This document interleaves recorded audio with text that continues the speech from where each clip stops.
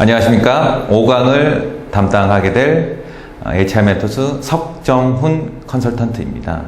5강에서는 취업을 위한 산업기업분석법을 배워보실 건데요.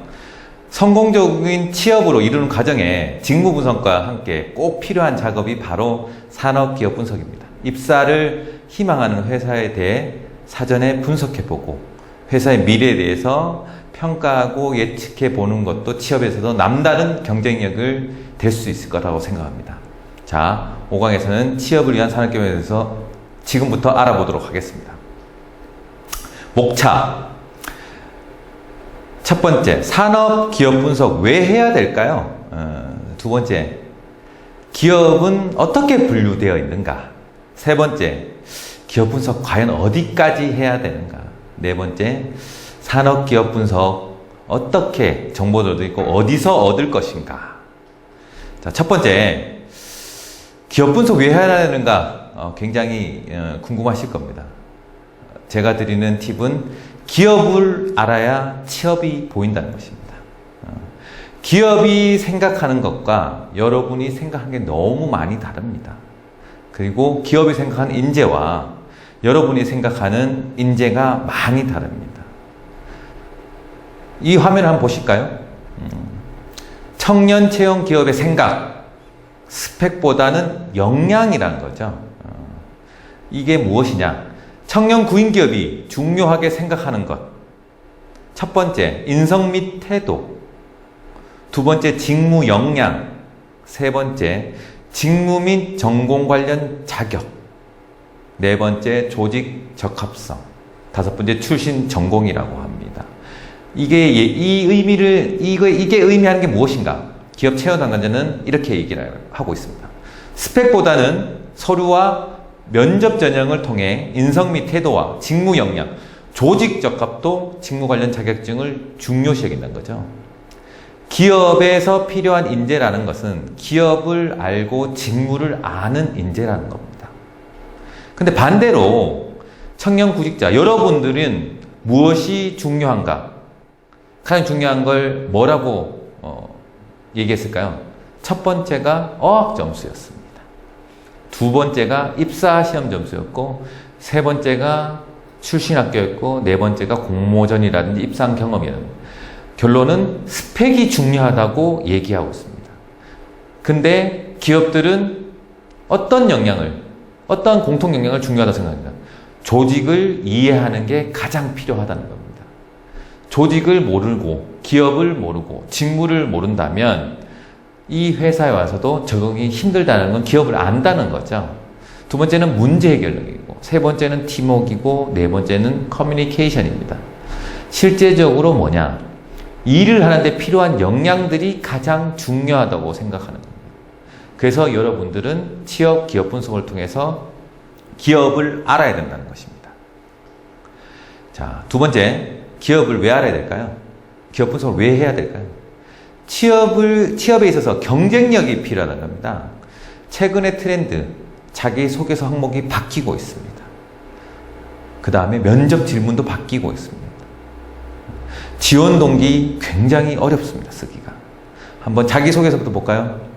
모 대기업의 1번 항목입니다, 자소서에. 여러분이 선택한 계열사와 해당 직무를 지원한 동기는 무엇인가? 1번, 선택한 계열사가 아니면 안 되는 이유. 2번, 3번 다 있습니다. 결론은 뭐냐면 1번 자체가 그 많은 회사 중에 왜 우리 회사고 그 많은 계열사 중에 왜 이 회사입니까? 라고 묻고 있죠. 그래서 여러분들이 기업을 알아야 되는 겁니다. 두 번째, 면접 질문 바뀌고 있습니다. 기존에 인성을 묻던 질문이 아니고 우리 회사가 어떤 건가? 이 시장은 어떻습니까? 당신이 보는 관점에서 우리 회사가 잘하고 있는 게 무엇인가? 부족한 게 무엇인가? 어떤 마케팅이 필요할까? 라고 얘기해 보라는 겁니다. 세 번째, 지원 동기. 여러분 자기소개서를 작성하실 때 가장 힘들어 하시는 부분이 지원 동기시죠? 근데 만약 또 면접에서 가장 난감한 질문 중에 하나가 그 많은 회사, 그 많은 경쟁사, 그 많은 회사들인데 그중 왜 우리 회사입니까? 딴 데 가시면 되죠. 왜 우리 회사입니까? 라고 물을 때 여러분 답변하기 편하십니까? 굉장히 어려웠을 겁니다. 그래서 기업 분석을 해야 하는 이유입니다. 자, 두 번째가 아니고 기업의 판단과 미래를 예측할 수가 좀 있겠죠. 좀 바꿔서 기업이 여러분을 선택하는 게 아니고 여러분이 기업을 선택할 수 있다면 매력적이지 않을까요? 왜? 한번 지금부터 알아보겠습니다. 재정이 좋지 않아서 여러분 신입사원으로 들어갔습니다. 여러분 들어갔는데 회사가 사정이 안 좋아요. 월급이 안 나와요. 과연 여러분들은 못 물으실 겁니까? 갓 입사했는데 회사가 갑자기 법정관리, 도산, 폐업 하신다면 너무 당황스럽지 않을까요? 그리고 회사가 성장하지 못해서 성과금이라든지 제가 생각한 원하는 그 보너스를 받지 못한다면 과연 여러분들은 다른 생각을 하지 않을까요? 여러분들이 분석을 통해서 여러분들이 기업을 선택하고 할 수 있습니다. 그런 부분에서도 여러분들은 기업 분석을 해보셔야 합니다. 두 번째, 기업의 분류입니다. 대기업의 기준을 한번 볼까요? 보통 자본금의 크기나 종업원의 수를 통해서 기준을 잡고 있는데요. 우리나라는 통상적으로 대기업은 30대 그룹을 많이 얘기합니다. 30대 그룹이라 하면 공정거래위원회가 지정하는 재산이 1위에서 30위에 해당하는 기업을 얘기하는데요. 정확하게 면밀하게 얘기를 드리면 공정거래법상 상호 출자 제한 기업 집단을 대기업으로 분류하고 있습니다. 2016년 4월 1일 기준 65개 대기업 집단으로 저희는 지정되어 있는 상태입니다. 화면에 보시는 이런 기업들이 대기업 집단이라고 하는 거죠. 여러분들이 굉장히 선호하는 기업들이라고 할 수 있죠. 두 번째, 중소기업의 기준입니다. 중소기업을 분류하는 기준은 업종별로 굉장히 상이하나 근로자 수라든지 매출액 기준으로 선정을 합니다. 그 기준은 제조업과 건설업과 금융보호업에 따라 다 다를 수 있습니다. 다만 가장 중요한 것은 이것을 체크해 보시면 됩니다. 첫 번째, 상시 근로자 수가 1,000명 이상 되는 기업. 두 번째, 자산 총액이 5천억 원 이상 되는 기업은 중소기업에서 제외가 됩니다. 화면에 한번 보시면 이렇게 제조업, 광업, 출판 영상, 농업, 임업, 하수처리, 부동산 임대업에 따라서 상시 근로자라든지 매출의 규모가 틀립니다. 이 기준이 충족해야지 중소기업에 해당되는 것입니다. 세 번째, 중견기업. 이 중견기업이 굉장히 가장 이렇게 기업 중에 많이 있죠. 중소기업 이외에 상시 근로자 1,000명 미만 자산총액이 5천원 미만이라고 얘기를 하는데 굉장히 다양합니다. 그래서 중견기업 연합회라든지 기업은행에서든 중견기업 지원하는 특별조치에 따라서 다양하게 이 기준을 잡고 있는데요. 이 화면을 보시면 쉽게 이해가 되실 겁니다. 아까 말씀드린 대기업 집단, 공정거래법상 상호 출자 제한 기업 집단을 제외하고 중소기업 기본법상 중소기업을 제외한 나머지는 다 중견기업이라고 생각하시면 됩니다. 그 중에 또 빠지는 부분이 있죠. 공공기관들 있죠. 정부 부처 공공기관과 대형 금융보험업들은 빠진 나머지를 중견기업이라고 합니다. 자, 네 번째 마지막으로 히든 챔피언 기업입니다. 히든 챔피언 기업은 숨은 강소기업, 작지만 강한 기업을 얘기하는데요. 규모가 작아도 이 틈새 시장이라든지 제품에 굉장히 경쟁력이 있는 회사를 히든 챔피언 기업이라고 합니다. 독일의 경영학자 헤르만 지몬 박사가 내놓은 단어인데요. 자, 헤르만 지몬 박사가 선정한 기준을 보시면 세계시장 점유율이 1위에서 3위 또는 대륙에서 1위를 차지한 기업들을 얘기하고, 두 번째로 매출액이 40억 달러 이하인 기업, 세 번째로 잘 알려져 있지 않은 기업이나 제품은 경쟁력이 있는 기업을 얘기하고 있습니다. 우리나라에서도 한국수출입은행에서 히든 챔피언 기업을 선정해서 지원하고 있습니다. 우리나라 기준을 한번 보실까요? 첫 번째, 수출 3억 달러 이상의 세계 시장 5위 이내의 기업. 두 번째, 매출 1조 원 이상 기업. 세 번째, 수출 비중이 50% 이상의 글로벌 중견기업을 히든 챔피언 기업이라고 합니다. 굉장히 경쟁력 있는 기업이죠. 이런 기업도 잘 찾아보시면 굉장히 많이 있습니다. 자, 이번에는 기업 분석 범주. 기업 분석 어디까지 해야 되는가죠? 한번 알아볼게요. 기본적으로 8가지를 보여드릴 겁니다. 8가지 보여드릴 게, 다 하실 수 있다면 너무너무 좋겠지만, 한번 지금부터 한번 하나 처음부터 한번 일반 개요 분석이라고 하죠. 여러분 홈페이지를 통해서 알 수 있는 정보들입니다. 그래서 대표자가 누구 있는지, 설립 연도가 어떻게 되는지, 연역이 어떻게 되는지, 주소가 어떻게 되는지, 공장이 몇 개 있는지, 사업은 어떤 걸 하고 있는지, 그 기본적인 걸 알 수 있는 거죠. 이거는 뭐 지원자라면 회사에 대해서 한 번 정도는 다 보실 겁니다. 두 번째로 제품 서비스 분석입니다. 아까 있는 사업 내용에 대해서 보실 수는 있는데 이 사업 내용에서 어떤 제품들을 하고 있는지, 어떤 제품을 가지고 판매하고 있는지, 어떤 서비스를 하고 있는지를 알 수 있는 거죠. 그래서 제품의 이름이라든지 특장점이라든지 점유율이라든지 이 랭킹이라든지 이런 것들을 분석해 보는 게 이제 필요하다는 거죠. 세 번째, 채용 정보 분석. 취업을 준비하는 취업준비생이라면 뭐 인재상이라든지 채용 직무, 직무별 채용 조건이라든지 시기, 전형과정, 면접 정보들은 기본적으로 보실 겁니다. 이 세 가지는 기본적인 사항이라고 보시면 됩니다. 지금 네 번째부터 여러분들이 하시면 굉장히 많은 도움이 되실 겁니다. 재무정보죠. 재무정보. 왜 알아야 될까요?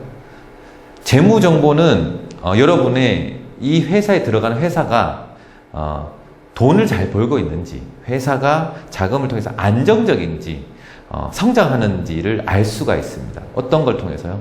재무제표를 통해서 했습니다. 그 재무제표는 재무상태표, 손익계산서, 현금 흐름표를 통해서 알 수 있죠. 그걸 통해서 재무 비율을 알 수가 있습니다. 그래서 여러분들이 이런 부분을 체크해 보실 필요가 있습니다.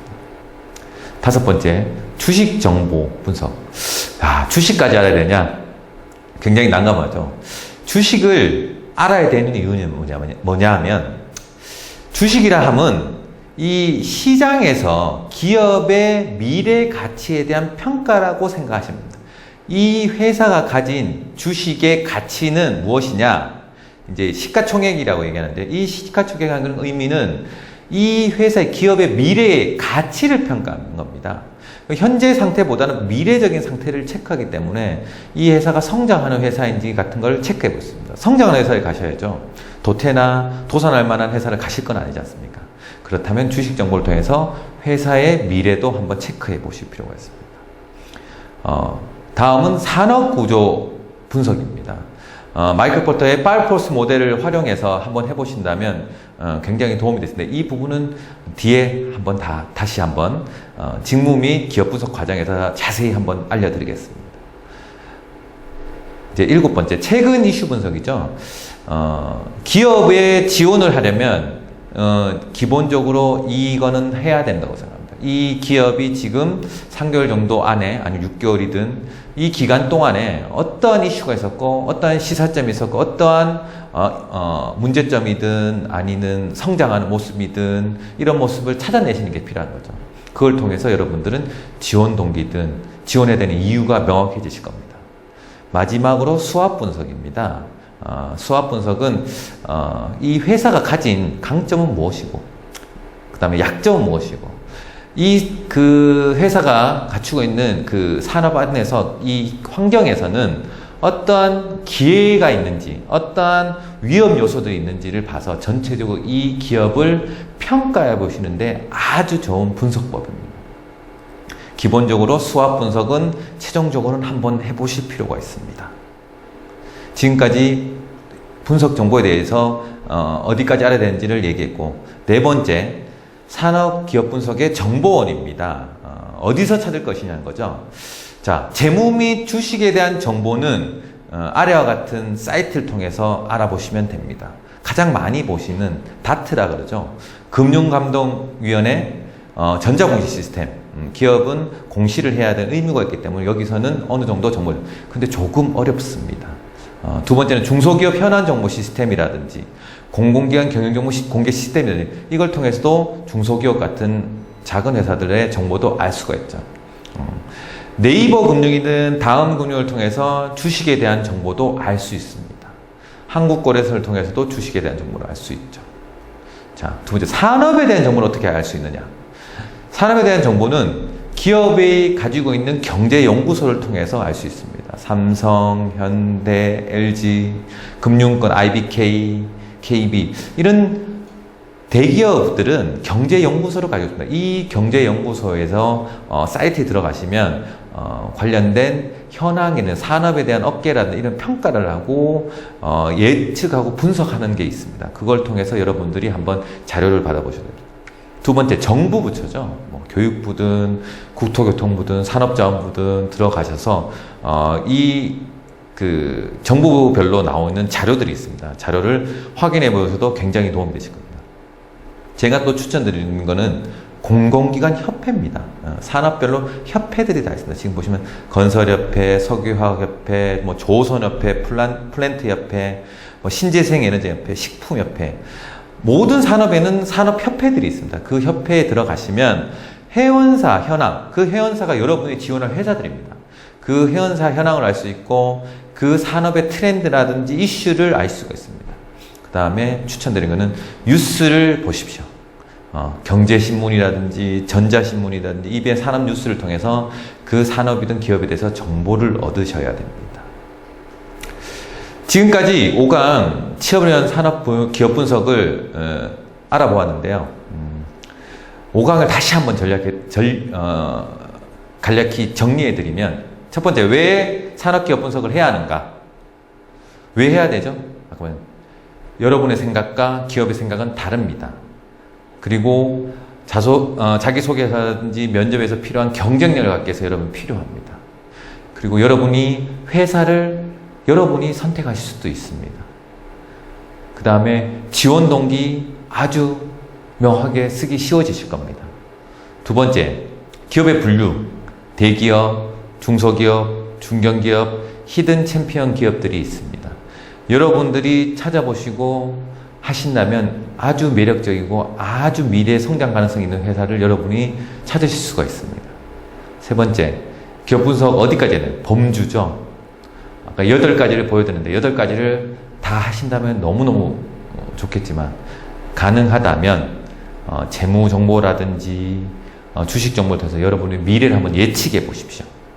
기업에 대한 예측을 통해서 여러분의 미래도 예측해 보실 수가 있습니다. 네 번째, 어떤 곳에서 정보를 찾느냐. 이 정보, 아까 말씀드린 다양하게 있는데요. 여러 가지 정보를 이제 다트라든지 이런 공시를 해주는 사이트라든지 경제연구소라든지 다양하게 있지만 제가 추천드리는 건 산업협회를 활용하시고 경제신문과 전자신문 같은 산업신문들을 활용하십시오. 자, 지금까지 취업을 위한 기업 분석을 알려드렸는데요. 좀 더 자세한 거는 직무 및 기업 분석 과정의 컨텐츠가 있습니다. 그쪽을 한번 참고하셔서 도움받으시기 바라고, 도움이 되셨는지 모르겠습니다. 지금까지 5강을 담당한 컨설턴트 석정훈이었습니다. 감사합니다.